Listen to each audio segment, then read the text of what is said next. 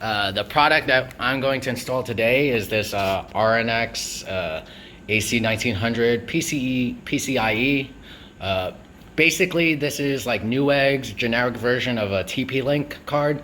I definitely recommend getting this over, the TP-Link one, because essentially they're the same hardware. It's just that the software is different, and plus I believe the price difference is about $30. So essentially you're spending $30 less for the same piece of equipment. It's more of like, name, brand, and reputation. Rosewill, it's Newegg. I mean, Newegg, they've been around for a minute. Everyone knows them. So I've used this for about 6 months while I couldn't get wired gigabit. So basically, if you look at the specs here, 5 gigs is up to 1300 megs or so. In the real world, that's more like 500-600 in my experience, especially when the access point is like 2-3 inches away from the card. So I mean, for the price point of like $40-50, I mean, that's not really bad. Plus, I personally feel like if you wanted faster speeds, from a technical perspective, you should definitely go wired. So here we go. We're gonna go get ready on this. Got light. So basically, this is gonna be a really simple install. We got the card right here. It comes with 3 antennas. Now these, they swivel around, so you can definitely maneuver them into here, and they plug in like so. But basically, okay, so here we go. We already grounded ourselves. We're touching the base here to prevent electrical shock. But all we do is install the component like so. PCI slots right there, as you can see. So it just drops in like so.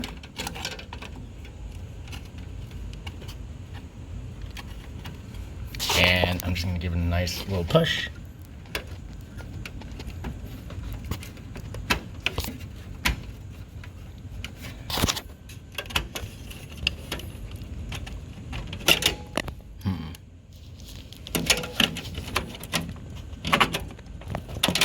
Can you give me some light on this one? There you go. There you go. So we push it in like so. Now, let's see. Do we have screws here? I don't have any screws personally. But honestly, I mean, this holds it in really well. Now, as you can tell, this is kind of a bootleg operation. So, I mean, we just moved into this apartment, so, we're going to be building on some stuff here, but for the most part, the card's already installed. Like the screw is mostly aesthetics, or it has nothing to do with functionality really. Like this card's going to perform the same way if you don't screw it in. So final steps are, we're going to screw in these antennas here, and we're just going to make sure they're dust free. See, now the thing is, without the screw here, you got to be careful. As you can see, it's a little wobbly, but I mean, that's all good.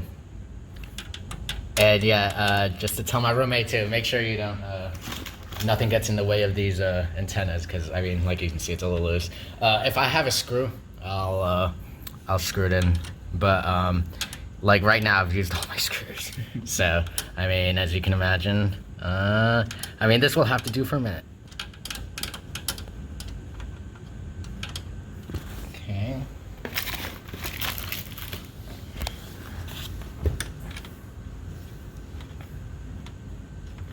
Now, one thing I will say about this product though, are the drivers are tricky.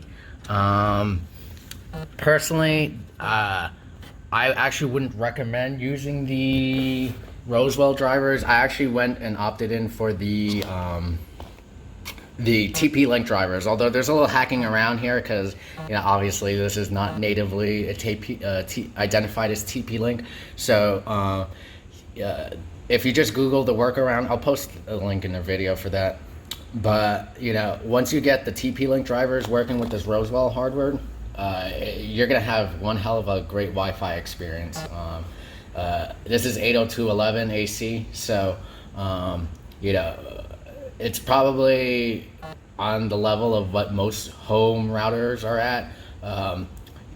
You should definitely keep in mind, just because you buy a certain piece of hardware doesn't necessarily mean it's gonna run at that fastest speed. So basically what I'm saying is you should match your adapter to the speed of your router. Because buying any faster card that your router doesn't support really does nothing for you. And really, it's just wasted money because you're not going to be seeing the advantages of the new spec. So, like I said, I would definitely recommend this for most home users because this is literally the best price point when it comes to performance. $50 and you could literally get half a gigabit speed on wireless. So, very recommended piece of hardware here. I'll post another video on how we install this drivers though.